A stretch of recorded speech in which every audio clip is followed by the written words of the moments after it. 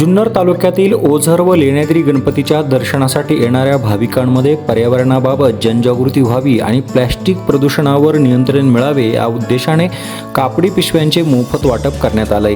हा उपक्रम श्री लेण्याद्री गणपती देवस्थान ट्रस्ट व श्री ओझर गणपती देवस्थान ट्रस्ट यांच्या संयुक्त विद्यमाने आणि महाराष्ट्र प्रदूषण नियंत्रण मंडळ पुणे यांच्या सहकार्याने राबवण्यात आला आहे. शनिवार 3 जानेवारी 2026 रोजी आयोजित केलेल्या या कार्यक्रमास महाराष्ट्र प्रदूषण नियंत्रण मंडळ पुणे प्रादेशिक अधिकारी बाबासाहेब कुकडे, क्षेत्र अधिकारी जयंत डोके तसेच डॉक्टर अमेय डोके उपस्थित होते.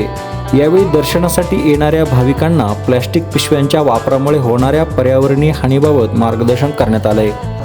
प्लॅस्टिकचा वापर टाळून कापडी व पर्यावरणपूरक पिशव्यांचा अवलंब करावा असं आवाहन यावेळी उपस्थित अधिकाऱ्यांनी केलंय.